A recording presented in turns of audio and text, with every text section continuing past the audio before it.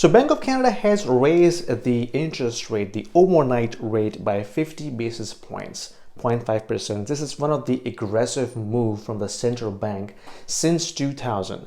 So in the last 22 years, we haven't seen such aggressive move, which means the monetary policy has been very, very loose. And now for the first time, we are seeing this is being tightened across all the corners. So what does it mean to you as a consumer? Because if you read the headlines, you don't get a clear picture because they use a lot of technical jargons. So in this video, I'm going to cover for you that as a consumer, how this is going to impact you in terms of your purchasing power, your housing investments, as well as overall the economy going forward, so that you understand and prepare what's coming next. So without further ado, let's dive in.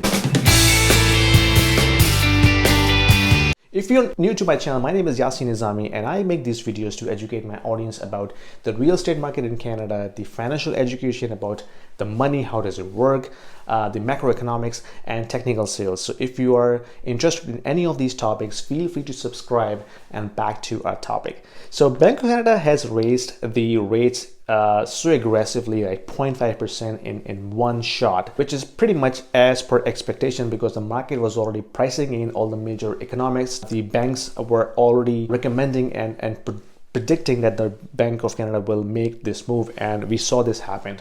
And the reason that was presented was because of the inflation. So the inflation is running so hot, and for the first time, Tiff Macklem accepted that inflation is too hot, and in order to tame the inflation, they must increase the interest rate so that we don't go into stagflation scenario. Now, if you don't know the stagflation, it basically means when you have the high inflation situation at the same time, if your economic activity is stagnant, they're not growing, that gives you a stagflation scenario, which means the economic activity is stagnant, consumers are not spending, no activity is happening in the economy. At the same time, the consumer prices are also climbing up, which is not a good news for anybody in the economy. So in order to avoid going into that situation, they must increase interest rate. Now, if you have been watching my videos, I told you multiple times that inflation has two main reasons.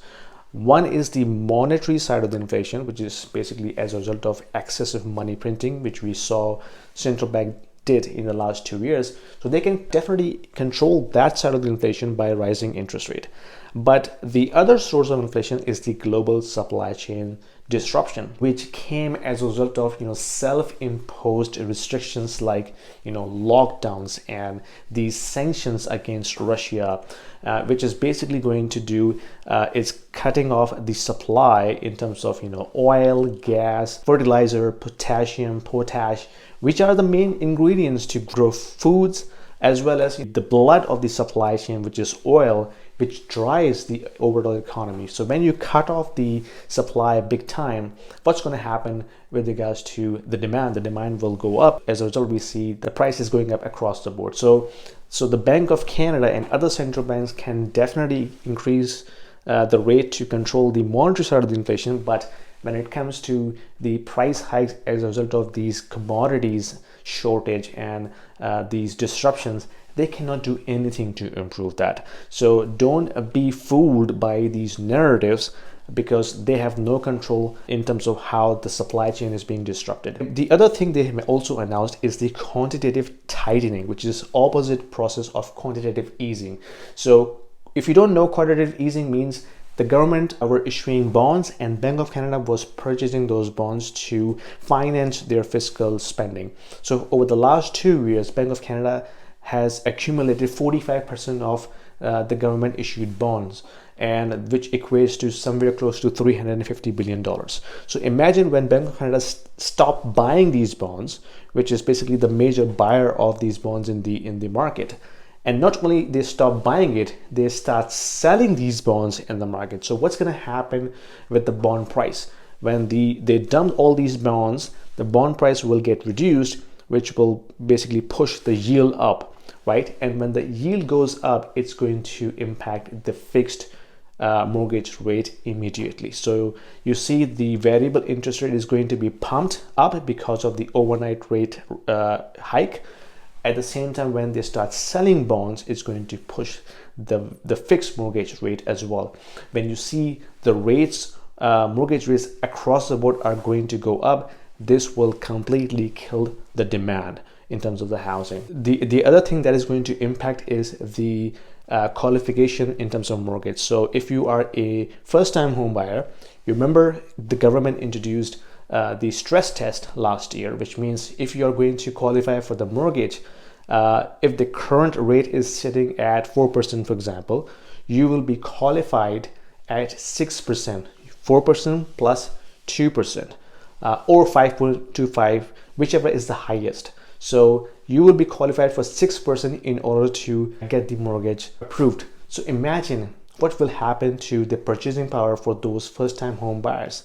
They will be significantly impacted. So if you were qualified for, let's say, $1 million house before, now you are only be qualified for $800,000 property. So it will impact your purchasing power significantly. So I think all of these deflationary pressures is going to slow down the market, maybe reduce the housing price as well. We are already seeing in some markets the price has been corrected from the February timeframe.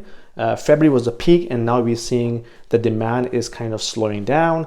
There is less amount of showing being recorded in the system, as well as the offers being presented. So this is of course the market shock. Over time this will get normalized, so we'll have a better picture in the next, I think, 2 or 3 months. But this is the immediate impact that we are seeing in the market for now. I think the detached market is going to get some pressure because they are the most inflated property segment in the market. The condo prices will continue to get some upward pressure because, number one, they have been unloved for the last 2 years, and now if the buyers are not getting approved for the higher mortgage, they will come towards the lower end of the spectrum, which is of course condo market. All of these things are moving towards a more deflationary environment where the consumer spending is going to be impacted. So we talked about the housing piece.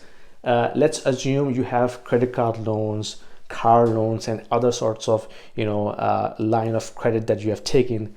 You will be immediately impacted as a result of the rising rates. So your monthly payments will going to go up, and you will feel the pressure of rising payments and debt servicing ratio. So this will push some people towards the bankruptcy, the insolvency, and this is not going to be a good news for the economic growth because the unemployment is going to jump up as a result. So I think what we're seeing is if they continue pushing rates up without thinking it's going to blow up something else in the economy, either housing or the insolvencies in the consumer section, or in the corporate segment as well, this will push us into a recessionary period, which of course everybody was trying to avoid. So I think time will tell, but these situations are not really painting a good picture in front of us. But I could be wrong. This is all my assessment based upon the economic activities that I'm seeing. But let me know, put your comments down below. What do you think? What are you seeing in your market? How do you see the economy is being played out, and how this is going to impact your purchasing power going forward? So I will be more than interested to know your scenario as well. Correct me if I have incorrectly said something, or if I missed something to cover, let me know. And I hope this is helpful. And if you like, give me a thumbs up, and I'll see you in my next week video. Take care.